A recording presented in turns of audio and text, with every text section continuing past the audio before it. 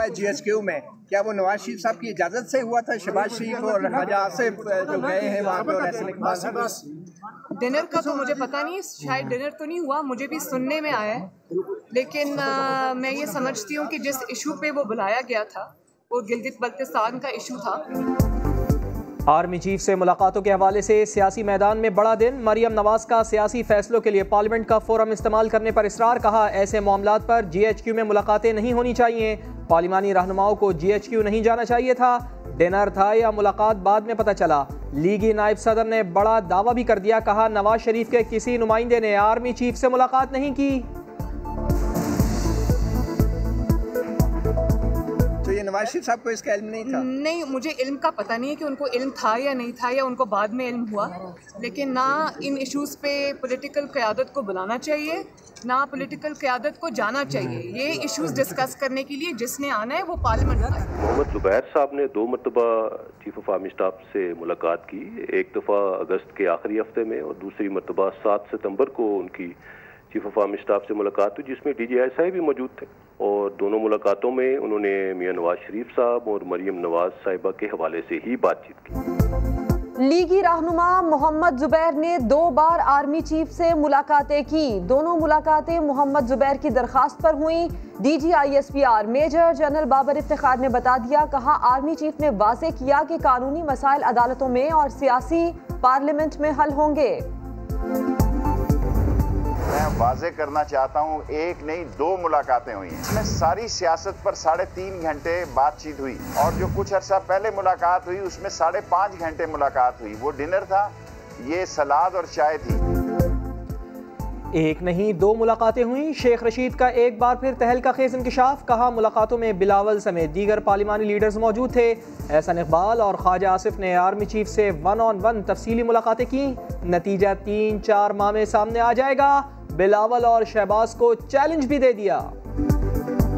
बिलावल भुट्टो साहब और शहबाज शरीफ साहब को चैलेंज करता हूँ, किसी चैनल पर आए, मैं ये प्रूफ पेश कर सकता हूँ कि दोनों लीडरान की मुलाकातें हुई और सब लीडर वहाँ मौजूद थे। नहीं, मेरी और ख्वाजा आसिफ साहब के साथ, आर्मी चीफ के साथ कोई 1-on-1 मुलाकात नहीं हुई। अगर शेख रशीद साहब ने ये कहा तो झूठ बोला।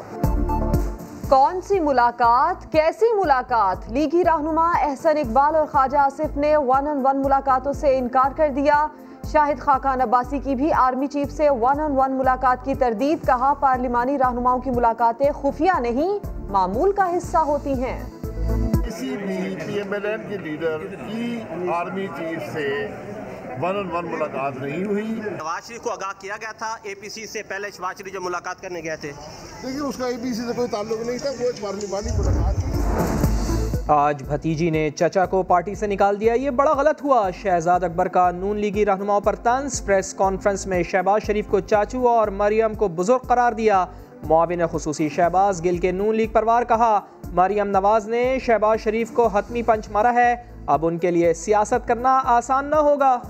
शहबाज शरीफ साहब को ऑफिशियली नवाज शरीफ साहब ने डिसोन कर दिया, क्योंकि आजकल नवाज शरीफ साहब का रिमोट कंट्रोल मरियम सफर साहब के पास है, जिन्होंने इस मीटिंग में एक लफ्ज नहीं कहा।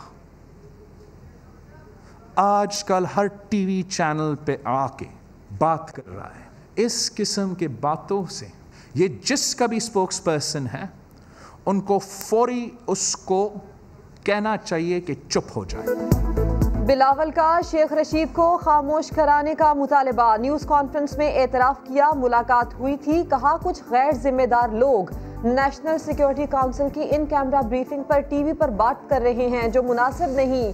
शेख रशीद के साथ आइंदा किसी मीटिंग में बैठने से भी इनकार। कहा गंडापुर का गिलगित बल्तिस्तान में शफाफ इलेक्शन से क्या ताल्लुक, उन्होंने मीटिंग में किस तरफ इशारा किया था ये भी बता दिया। मैंने जनरल फैज साहब की तरफ इशारे करते हुए कहा कि मैं आपसे नहीं उसकी तरफ देखूंगा कि अगर साफ और शफाफ इलेक्शंस वहाँ होते हैं या नहीं। अफसोस के साथ कि गंडापुर साहब के समझ में नहीं था, उसका हाथ में क्या है कि साफ और शफाफ इलेक्शंस हो गिलगित बल्तिस्तान में।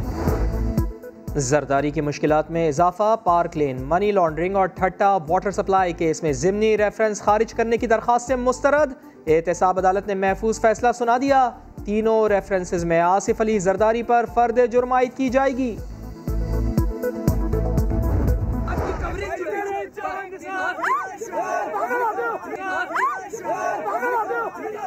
आपकी कवरेज जो है वो टीवी के ऊपर आप प्रॉपर।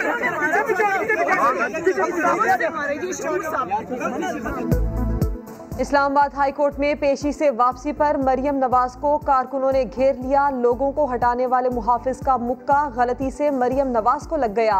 कैप्टन सफदर भी लोगों को धक्के देकर हटाते रहे। मैं और हम मियां नवाज शरीफ और पाकिस्तान के साथ खड़े। जेलें हमने पहले भी देखी, सऊकतें हमने पहले भी बर्दाश्त की। इमरान खान न्याजी उतना जुल्म करो जितना सह सके। हुकूमत अपोजिशन को सियासी इंतकाम का निशाना बना रही है। शहबाज शरीफ की तब्दीली सरकार पर बोछाड़, कहा इलेक्शन कमीशन फौरन फंडिंग केस के हकाइक सामने ले आए तो इमरान खान एक सेकंड भी वजीर आजम नहीं रह सकते। मैं कहता हूँ सानिया बल्दिया केस में भोला और चरिया कातिल नहीं है। मुस्तफ़ा कमाल ने बल्दिया केस का मुकदमा झूठा करार दे दिया। कहा पूरे सानिया का चश्मदीद गवाह एक चरसी है। भायला ब्रदर्स असल जिम्मेदार हैं। एमक्यूएम पर भी तनकीद की। एक सियासी पार्टी जिनके ये कारकुनान है वो धड़ाधड़ बयान ठोक रही है कि अल्लाह का शुक्र है हम मुतमईन हो गए इस फैसले से। बगैर तो शर्म नहीं आती? तुमको पता है कि ये झूठा मुकदमा है। भारत ने फिर अमन को रोन डाला। LOC पर सीज फायर मुआहदे की खिलाफ वर्जी। देवा सेक्टर में पाक फौज के 2 जवान शहीद। पाक फौज की भरपूर जवाबी कार्रवाई। भारतीय चेक पोस्टों को निशाना बनाया।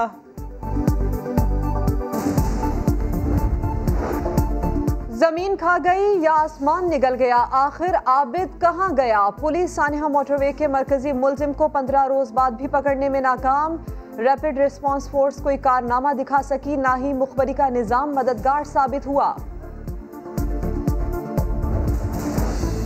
कराची के इलाके क्लिफ्टन में मुबैना ज्यादती केस में नया मोड़। लड़की से जोर जबरदस्ती नहीं की गई। मेडिकल रिपोर्ट में इंकशाफ। CCTV फुटेज में भी मुजाहिमत नजर नहीं आई। पुलिस को लड़की के लड़कों के साथ राब्ते के शवाहिद भी मिल गए।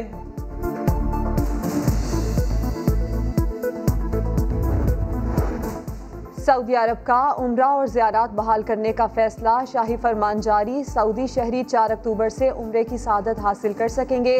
दीगर मुल्कों से मुसलमान 1 नवंबर से उम्रे के लिए जा सकेंगे। और पाकिस्तान क्रिकेट फैंस के लिए बड़ी खुशखबरी। कोरोना क्राइसिस के बाद इंटरनेशनल क्रिकेट की वापसी। जिम्बाब्वे ने क्रिकेट टीम को दौरे पाकिस्तान की इजाज़त दे दी। मेहमान टीम 20 अक्टूबर को पाकिस्तान आएगी।